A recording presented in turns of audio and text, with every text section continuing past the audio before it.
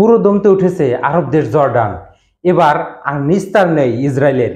এতদিন ফিলিস্তিনের উপর মধ্যপ্রাচ্যের কসাই বেনিয়ামিন নেতানিয়াহুর বর্বরতার আরব বিশ্বের তেমন কোনো হেলদোলই ছিল না, কিন্তু পুরোপুরি চিত্র বদলে গেল যখন গ্রেটার ইসরায়েলের মানচিত্র প্রকাশ করলো ইসরায়েলের প্রধানমন্ত্রী বেনিয়ামিন নেতানিয়াহু।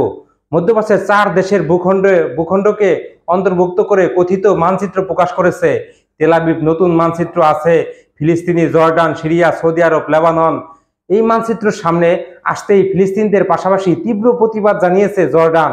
সৌদি আরব ইসরায়েলের সাথে সাম্প্রতিক উত্তেজনার নিরিখে আরো এক ধাপ এগিয়ে জর্ডান নিচ্ছে যুদ্ধের প্রস্তুতি। 3 দশকের বেশি সময় ধরে বন্ধ থাকা জাতীয় সামরিক পরিষেবা কর্মসূচি আবারও চালুর ঘোষণা দিয়েছে জর্ডান। দেশের ক্রাউন প্রিন্স দ্বিতীয় হোসেন বিন আবদুল্লাহ তরুণদের সাথে এক বৈঠকে এই ঘোষণা দিয়েছে বলে খবর এসেছে গণমাধ্যমে।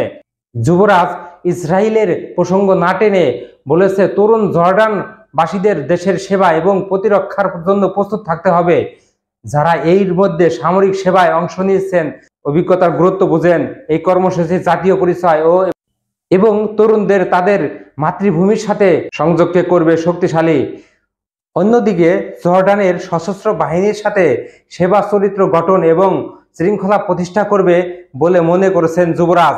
3 দশক আগে এই সামরিক পরিষেবা কর্মসূচির আওতায় 18 থেকে 40 বছর বয়সী পুরুষদের 2 বছরের জন্য সেনাবাহিনীতে বাধ্যতামূলক কাজ করতে হতো।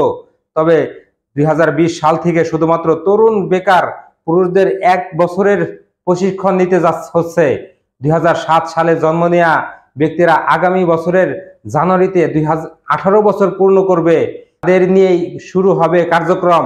প্রথম পর্যায়ে যোগ দেবে 6000 তরুণ। এরপর দ্রুত গতিতে এই সংখ্যা 10,000-এ উন্নতি করা হবে। প্রতিবেশী দেশ, বিশেষ করে বাশার আল আসাদের পতনের পর সিরিয়ার অস্থিতিশীলতা, অধিকৃত পশ্চিম তীর, ফিলিস্তিনের পরিস্থিতির অবনতি এবং গাজায় ইসরায়েলের গণহত্যা নেতানিয়াহুর গ্রেটার ইসরায়েলের জর্ডানের অন্তর্ভুক্ত করার পরই বড় ঘোষণা দিল দেশটি।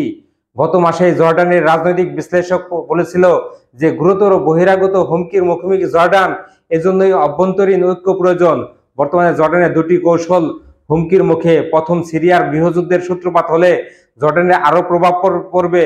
এর সাথে ফিলিস্তিনের নিজ ভূমি জর্ডান বিতাড়িত হলে সেটিকে বড় হুমকি হয়ে দাঁড়াবে দেশটির জন্য। এই পাশাপাশি গ্রেটার ইসরায়েল নিয়েও আশঙ্কিত দেশটি। এই ছিল আজকের ভিডিওটা। কেমন লাগলো কমেন্ট করে জানাবেন। যারা এখন পর্যন্ত আমার চ্যানেলটি সাবস্ক্রাইব করেন না, সাবস্ক্রাইব করে দিবেন।